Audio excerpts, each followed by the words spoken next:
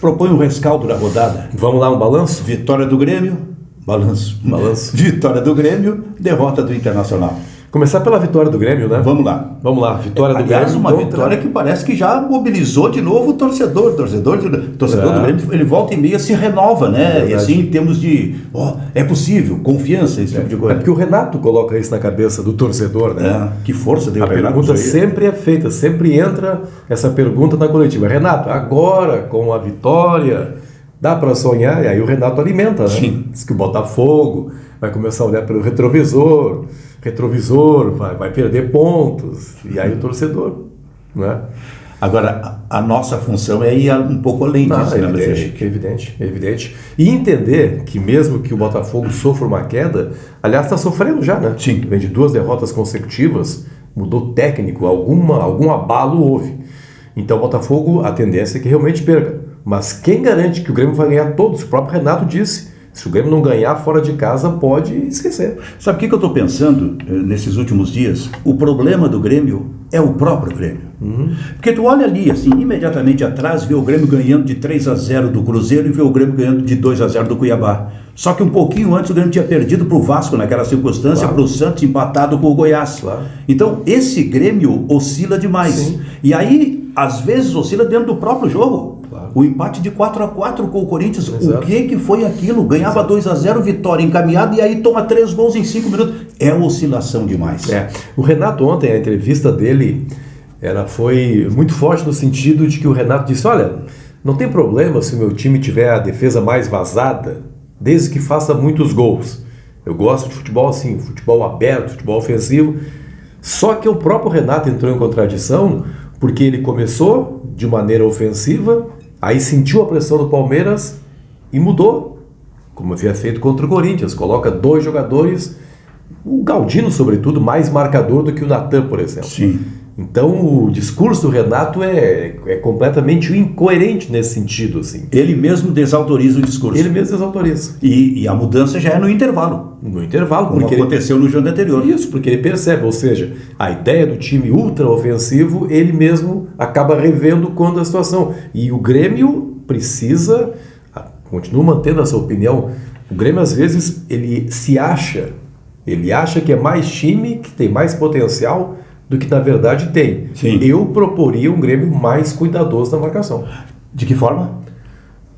Aí eu vou falar de um cara que eu sempre falo, chamado Cuiabano, né? Esse que não é, exatamente, maldade de quem diz, mas aí ele joga como lateral esquerdo e vai mal. Maldade, porque o Cuiabano não é lateral esquerdo. Sim. O Cuiabano é da posição do Ferreira. Sim. Na posição do Ferreira, ele rende mais que o Ferreira. Ele marca e ataca. Não, é que o Cuiabano, eu concordo contigo, volta e meia a gente lembra. Por quê? Porque quando ele foi usado numa função mais ofensiva, ele deu resposta positiva e marcou gols. Claro. E teve um deles, um gol contra o Bahia, que ele entrou jogando mais pelo lado direito. Claro. Então ele fazia todo aquele movimento, mas aí daqui a pouco o Renato, primeiro, hoje em dia ele só recorre ao Ferreirinha e ao Galdino.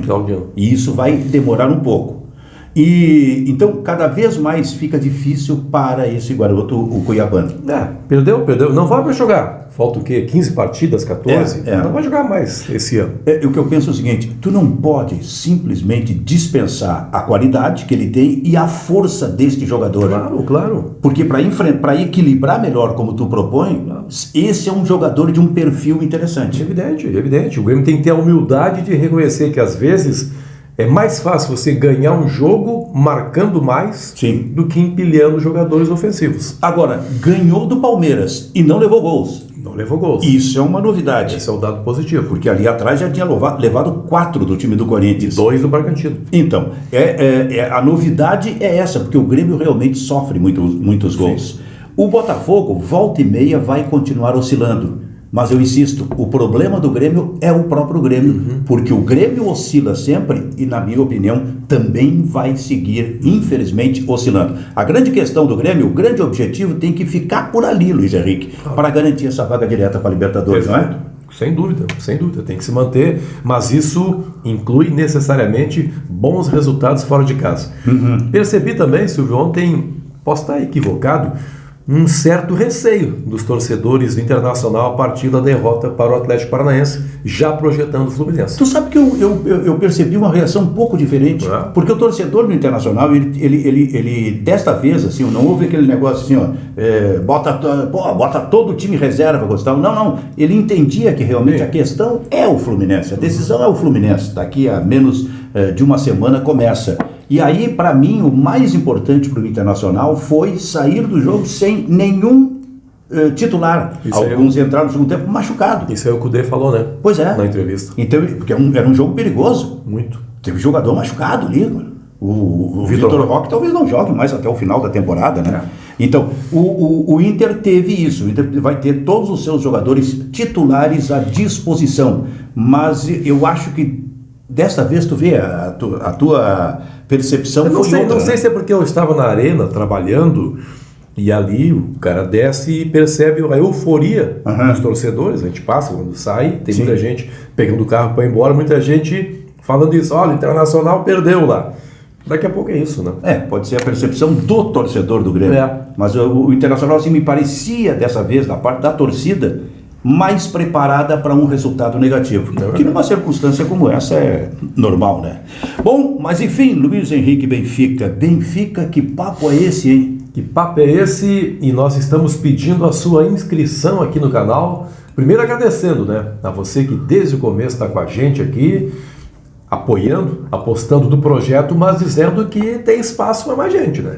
E é muito fácil fazer a sua inscrição, você está vendo a barrinha ali, é só clicar em cima, se inscrever, ativar as notificações e espalhar para os amigos, né, Silvio? É isso, né? É isso aí. Essa é a fórmula. E sempre deixar um comentário. Feito, né? Feito. Até a próxima. Tchau, tchau.